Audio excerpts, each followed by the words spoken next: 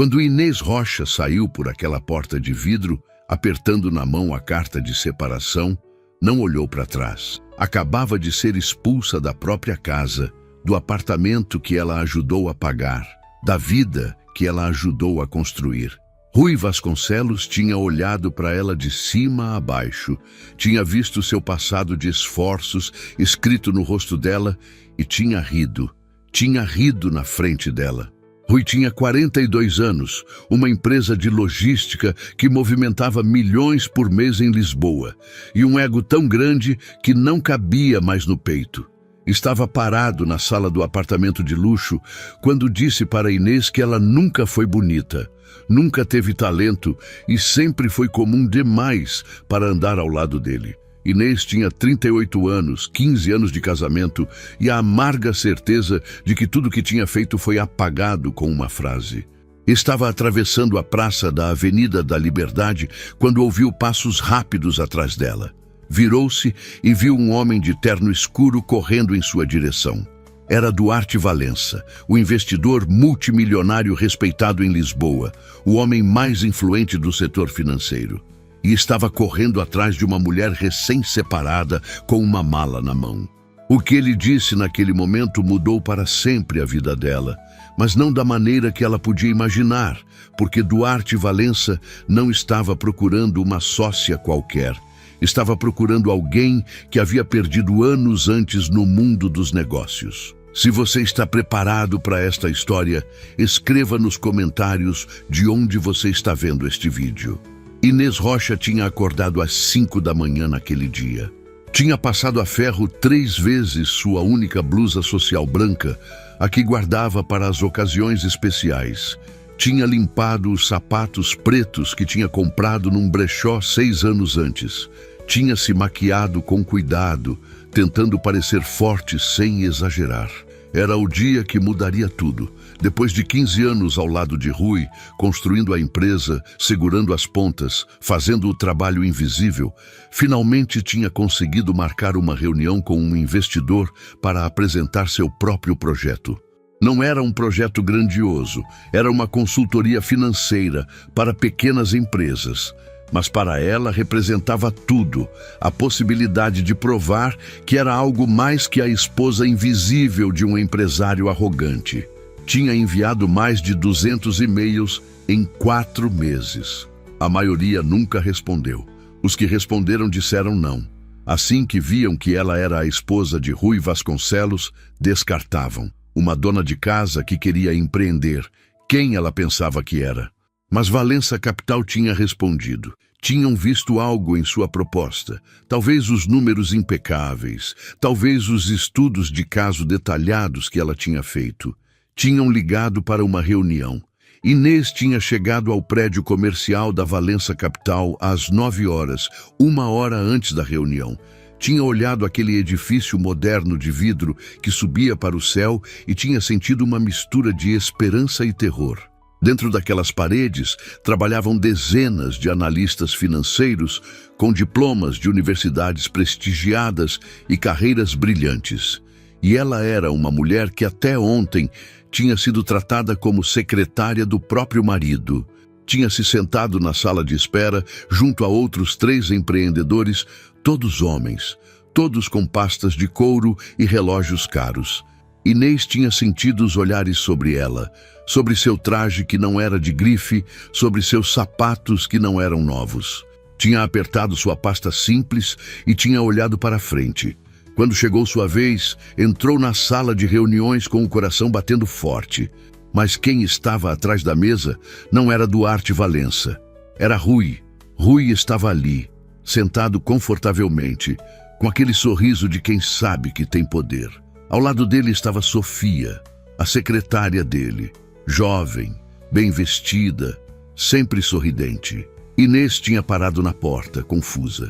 O assistente que a tinha acompanhado disse que havia um erro, que aquela sala estava ocupada. Mas Rui levantou a mão.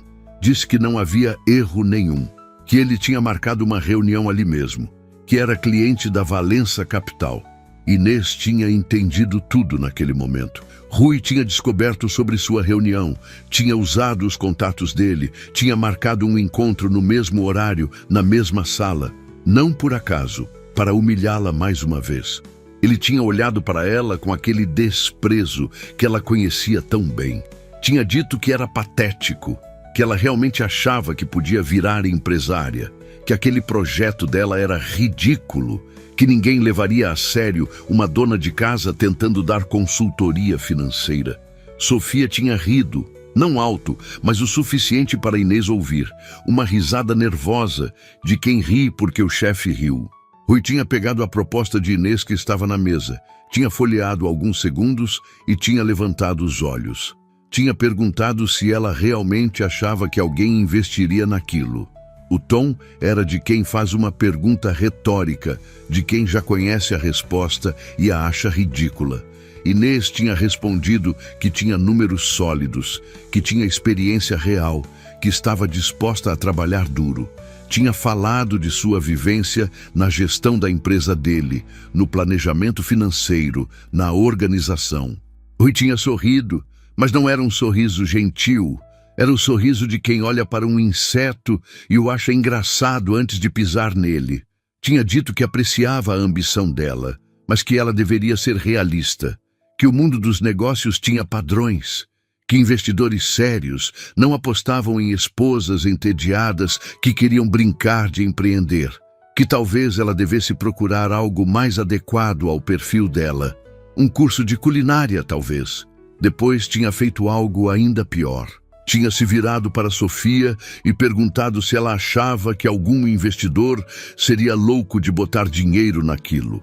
Sofia tinha dito que não, que parecia amadorismo.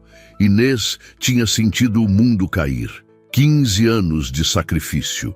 15 anos segurando a empresa dele nas costas. 15 anos reduzidos a uma piada. 15 anos apagados por um homem que não tinha tido que construir nada sozinho na vida.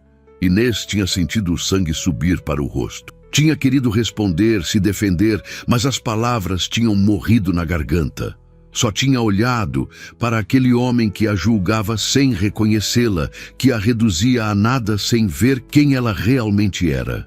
Rui tinha pego uma folha, tinha escrito algo e estendido para ela. Era uma carta. Dizia que ele queria o divórcio, que ela tinha uma semana para sair do apartamento, que não levasse nada além das roupas dela.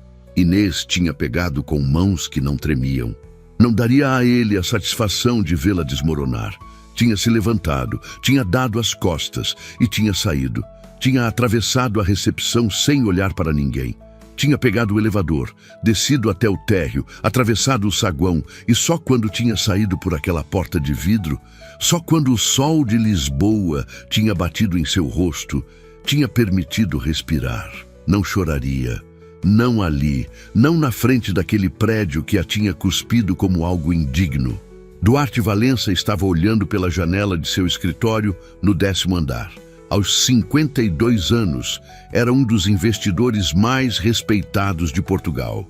Tinha construído a Valença Capital partindo do zero, transformando uma pequena consultoria financeira em um fundo de investimentos de 300 milhões de euros. Possuía participações em dezenas de empresas, uma reputação impecável e o respeito de qualquer um que contasse algo no mundo dos negócios. Mas Duarte Valença não era feliz. Não completamente. Não desde que tinha perdido a única pessoa em quem realmente confiava nos negócios. Sua sócia, Helena Rocha, 15 anos mais nova que ele, tinha desaparecido do mercado sem deixar rastro. Tinham trabalhado juntos durante 5 anos, construindo a Valença Capital lado a lado. Helena era brilhante com números, estratégica, disciplinada, e então, um dia, Helena tinha sumido. Tinha 38 anos, ele 53. Ninguém sabia o que tinha acontecido. Duarte tinha tentado encontrá-la. Tinha ligado centenas de vezes, tinha procurado em todas as empresas, tinha oferecido sociedade, projetos, qualquer coisa. Nada. Helena tinha se apagado como se nunca tivesse existido. Naquele dia, Duarte estava em seu escritório revisando propostas de investimento quando algo chamou sua atenção. Uma mulher estava atravessando a praça lá embaixo. Carregava uma mala pequena e apertava um papel na mão. Caminhava com a cabeça erguida apesar de tudo, com uma dignidade que se via mesmo de 10 andares de distância. Duarte sentiu algo apertar o coração. Não era Helena.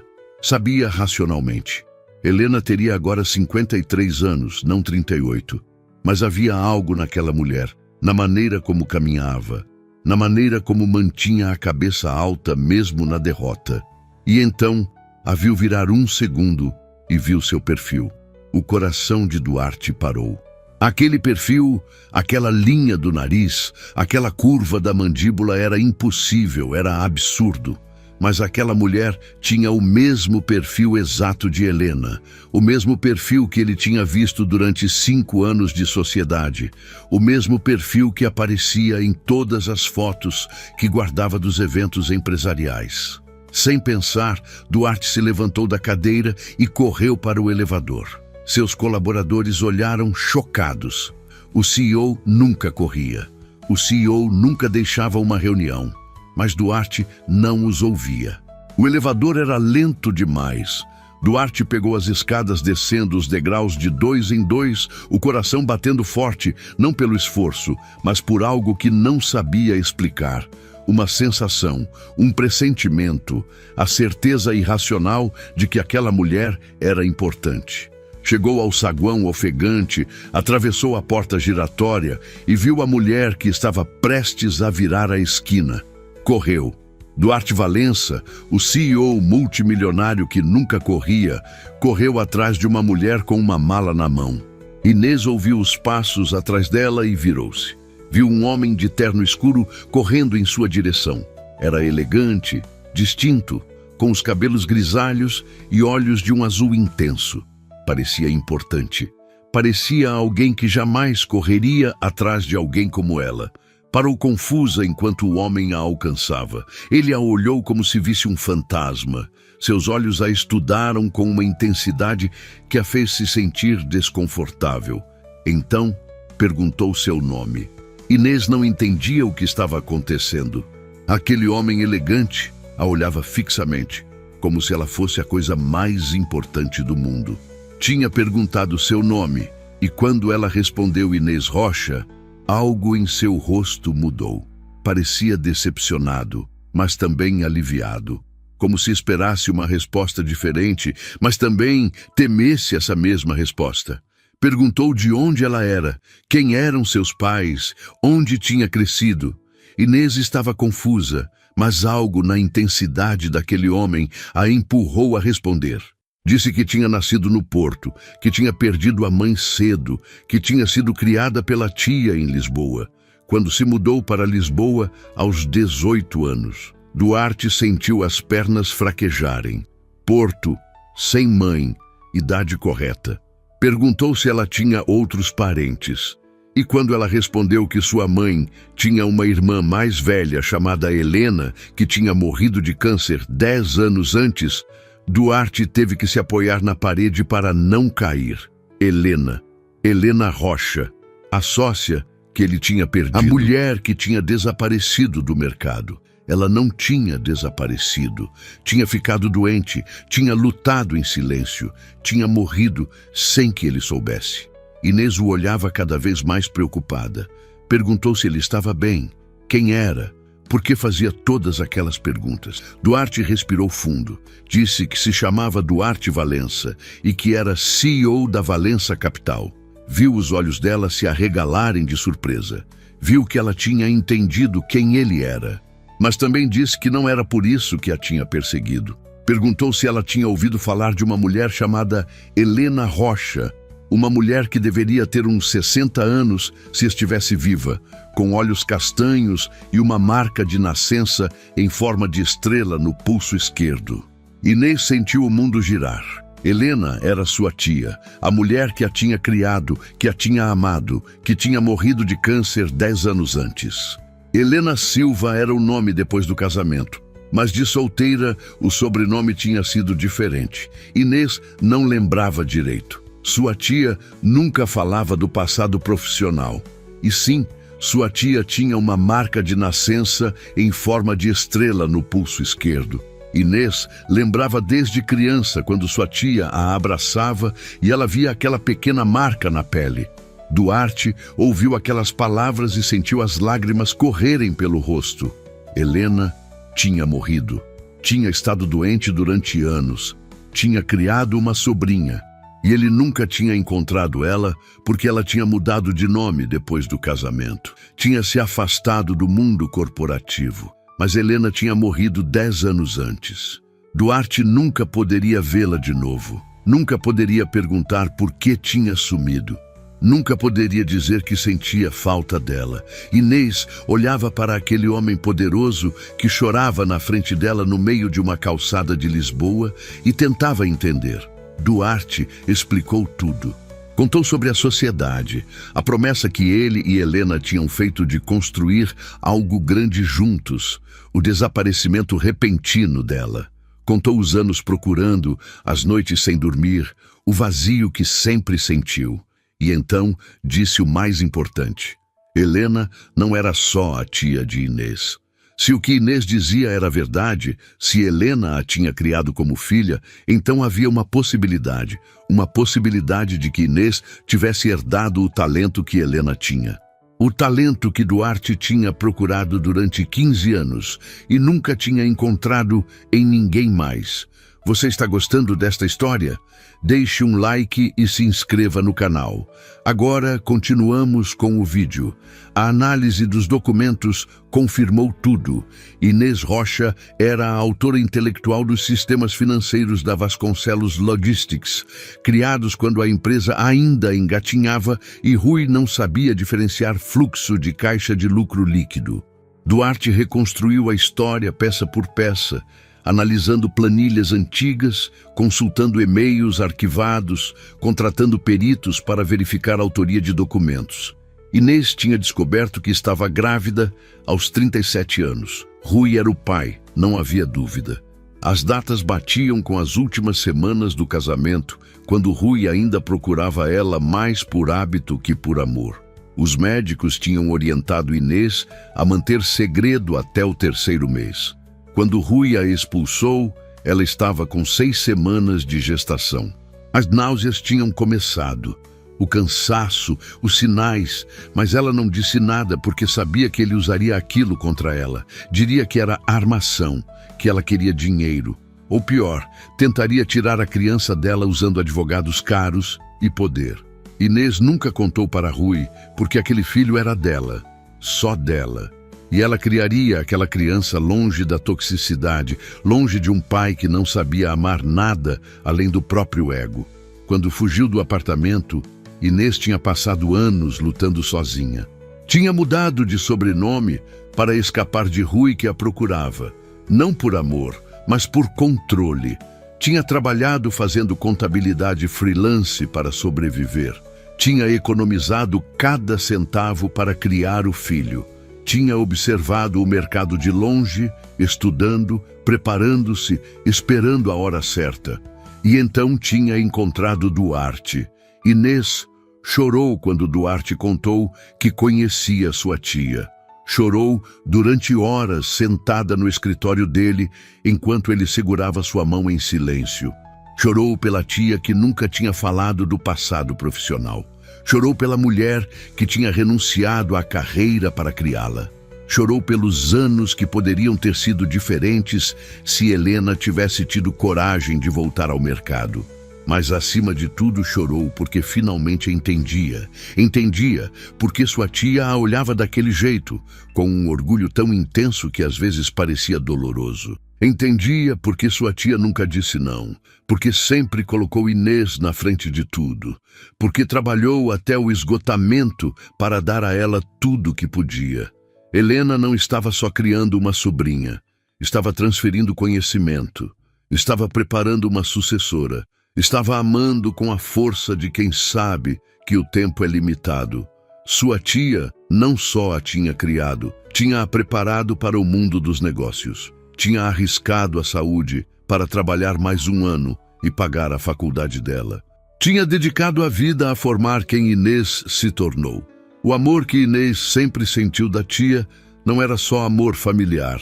Era o amor de uma mentora que tinha cometido o erro de desistir da carreira cedo demais e passou o resto da vida garantindo que a sobrinha não cometesse o mesmo erro. Nos dias seguintes, Duarte e Inês passaram horas juntos.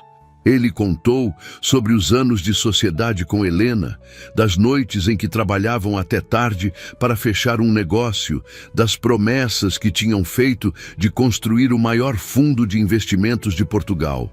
Ela contou sobre a tia, da mulher gentil e triste que a tinha criado, das vezes que a viu chorar sem saber porquê. Reconstruíram juntos a vida de Helena, montando as peças de um quebra-cabeça que ficou incompleto durante décadas. Mas Duarte não tinha esquecido o que aconteceu com Inês naquele dia. Uma tarde, pediu que ela contasse sobre a reunião que não aconteceu. Inês hesitou. Não queria parecer vítima. Não queria que Duarte pensasse que estava buscando favores. Mas ele insistiu. E no final ela contou tudo. A armadilha de Rui, as palavras humilhantes, o olhar de desprezo. Duarte ouviu em silêncio, mas seus olhos ficaram frios como gelo. No dia seguinte, convocou uma reunião com todos os parceiros da Vasconcelos Logistics. Ninguém sabia do que se tratava. Rui Vasconcelos entrou na sala de conferências com seu sorriso seguro de sempre, convencido de que era uma reunião de rotina. Duarte falou durante 1 hora. Falou sobre ética nos negócios, sobre respeito que cada empreendedor merecia, sobre a diferença entre competir e destruir. Não mencionou nunca o nome de Inês, não fez nunca referência a um caso específico, mas todos entenderam. No final da reunião, Duarte anunciou que estava retirando o investimento da Vasconcelos Logistics, que não trabalhava com pessoas que usavam poder para humilhar outros, que preferia perder dinheiro a perder valores. Rui estava pálido como um fantasma. 2 semanas depois, durante uma reunião com outros investidores, onde Rui tentava conseguir financiamento, um dos presentes perguntou diretamente sobre a saída de Duarte Valença. Rui tentou mentir. Disse que foi decisão estratégica, que Duarte queria ir para outra direção, mas o investidor cortou. Disse que tinha falado com Duarte, que sabia a verdade, que sabia que Rui tinha usado a estrutura criada por outra pessoa e depois descartado essa pessoa. A reunião terminou sem investimento. Rui saiu sabendo que sua reputação estava manchada. Inês soube do ocorrido e foi ver Duarte. Disse que ele não deveria ter feito aquilo, que ela não queria vingança, que só queria seguir em frente com a vida. Duarte sorriu. Disse que não fez por vingança, fez porque era o certo, porque ninguém deveria ser tratado como Rui a tratou e porque o mundo dos negócios merecia gente melhor. Inês nunca mais trabalhou de graça para ninguém. Não porque Duarte lhe deu um emprego por compaixão, mas porque ele viu algo nela que ninguém tinha visto. Viu a determinação de uma mulher que tinha acordado às 5 da manhã para uma reunião que sabia que podia dar errado. Viu a dignidade de uma mulher que saiu de cabeça erguida de uma humilhação. Viu a inteligência escondida atrás de anos sendo subestimada. Ofereceu uma posição como sócia minoritária na Valença Capital, não para o fundo principal, mas para um novo braço focado em investimentos de impacto social. Empresas que ajudavam comunidades, que geravam empregos dignos, aquelas que ele e Helena tinham sonhado apoiar. E precisava de alguém que entendesse de verdade o que significava lutar por cada oportunidade. Inês aceitou. Pela primeira vez na vida, alguém estava dando uma chance baseada em quem ela era, não em quem estava ao lado dela. Os primeiros meses foram difíceis. Inês teve que aprender um mundo completamente novo. Teve que enfrentar o ceticismo de colegas que a viam só como a protegida do chefe. Mas ela trabalhou mais duro que todos. Chegava antes e saía depois. Estudava cada relatório, aprendia cada processo, provava cada dia que merecia estar ali. Depois de 1 ano, ninguém duvidava de seu valor. Inês tinha transformado o braço social, tinha tornado mais eficiente, tinha conectado com realidades que importavam. Falava com pequenos empreendedores com uma empatia que ninguém mais possuía, porque ela sabia o que significava estar no lugar deles. Duarte a observava com um orgulho que nunca tinha sentido. Via nela o melhor de Helena, a gentileza, a determinação, a capacidade de enxergar além dos números, mas também via algo único, algo que era só de Inês, a força de quem teve que lutar por cada coisa e nunca deixou de acreditar. Um dia, enquanto estavam sentados em seu escritório, olhando fotos da última inauguração de um centro de empreendedorismo, Duarte disse a Inês algo que a fez chorar. Disse que durante 15 anos sentiu que tinha perdido Helena cedo demais, que tinha todo o dinheiro do mundo, mas nada do que realmente importava, que tinha pensado que quando Helena desapareceu tinha perdido a única parceira de verdade que teria, mas estava errado. Helena não tinha desaparecido. Helena tinha vivido, tinha amado, tinha preparado uma sucessora incrível. E através dessa sucessora, através de Inês, Helena ainda estava ali. Cada vez que Duarte olhava para a sócia, via a antiga parceira, via a promessa que tinham feito finalmente sendo cumprida. Inês o abraçou e pela primeira vez, desde que sua tia tinha morrido, não se sentiu sozinha. Hoje, Inês Rocha dirige o braço social da Valença Capital. Tem 41 anos, um apartamento com vista para o Tejo e uma família que não sabia que tinha. Na entrada do escritório, há uma foto de Helena com uma placa que diz: "A Helena Rocha, que nunca desistiu de acreditar no talento." Duarte almoça com ela toda semana. Conversam sobre trabalho, mas principalmente falam de Helena, compartilham memórias, reconstroem a história, mantêm viva a lembrança de uma mulher que amou com todas as forças, apesar da doença que a consumia. Em seu escritório, Inês ainda guarda aquela carta de divórcio que Rui entregou. Duarte sempre pergunta por quê, e ela sempre responde o mesmo, porque lembra de onde veio. Porque lembra que o valor de uma pessoa não se mede pelo sobrenome que carrega ou pelo marido que tem. E porque lembra que às vezes, quando você acha que perdeu tudo, o destino só está preparando você para algo maior. Aquela carta que apertava naquele dia na Praça da Avenida da Liberdade está emoldurada junto a uma foto dela e da tia. Às vezes, Inês olha e sorri, porque aquela expulsão não foi um fim, foi o começo de tudo. Anos depois, Rui trabalhava como analista júnior numa pequena empresa de entregas no Porto. Uniforme simples, olhar cansado. Ninguém ali sabia quem ele tinha sido. Numa noite fria, um carro executivo parou na frente do prédio. Inês desceu primeiro, elegante, segura. Ao lado dela, Duarte. Entre os dois, Martim, o menino sorridente de 8 anos. Uma família inteira em poucos passos. Ela o reconheceu. Não houve raiva, nem palavras, apenas um olhar distante, o olhar que se dá a alguém que já ficou no passado. Rui entendeu tarde demais que não perdeu só dinheiro ou poder, perdeu o lugar na própria história. Se esta história lembrou você que o valor de uma pessoa não depende de quem está ao lado dela, e que às vezes as portas que se fecham são só o prelúdio de janelas que se abrem, deixe uma marca de sua passagem com um coração. E se você quer apoiar quem conta histórias que celebram a dignidade humana, a força de quem não desiste e os laços que o destino tece quando menos esperamos, pode fazer através da função super obrigado aqui embaixo. Cada gesto conta, igual contou aquele momento em que um CEO multimilionário correu atrás de uma mulher com uma mala na mão e descobriu que a família que procurava sempre esteve ali.